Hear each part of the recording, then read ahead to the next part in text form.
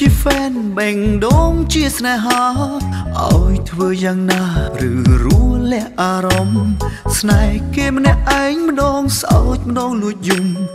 មិនហ៊ានប្រាប់ចំថាស្នេហ៍ឲ្យតែជួបមុខបេងដូងលោតឌុកដាក់លោតខូចចង្វាក់អភ័យមិនទេពេលអូនសួរនាំបងបែអៀនឡើងខ្វេរកឆ្លើយមិនត្រូវទេលោកអើយដឹងអូនជាតារាមិនខ្វល់អ្នកតាមស្នេហ៍ឡើយតែបងមិនអាចដើរបកក្រោយលំស្នេហ៍អូនហើយជាតិនឹងលឹងពី fan បានអត់បងស្បត់មិនអោយគេដឹងគេសួរថា fan ប្រលឹងកាពីគេដឹងធ្លាក់កោ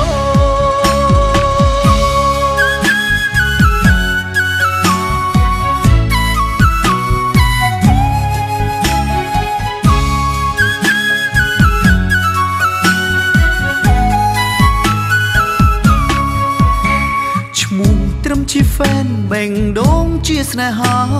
ឲ្យធ្វើយ៉ាងណាឬរស់លះអារម្មណ៍ស្នេហ៍គេម្នាក់ឯងម្ដងសោចម្ដងលួចយំ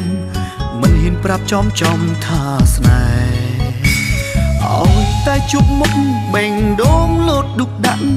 លោតខូចចង្វាក់អភ័យមិនទេពេលអូនសួរនាំបងបែអៀនឡើងខ្វេរកឆ្លើយមិនត្រូវទេលោកអើយដឹងអូនជាតារាមិនខ្វល់អ្នកតាមស្នេហ៍ឡើយតែបងមិនអាចដើរបកក្រោយលំស្នេហ៍អូនហើយជាតិនឹងលឹងពី fan បានអត់បងស្បត់មិនអោយគេដឹងគេសួរថា fan ប្រលឹងកាពីគេដឹងធ្លាក់កោ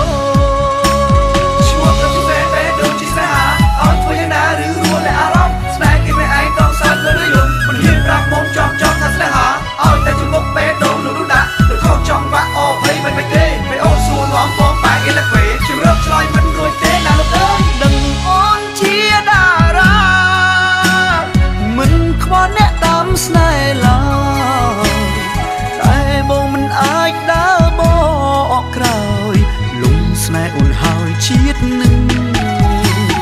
លឹងពី fan បានអត់បងស្បត់មិនអោយគេដឹងគេសួរថា fan ប្រលឹងកាពីគេដឹងធ្លាក់កោ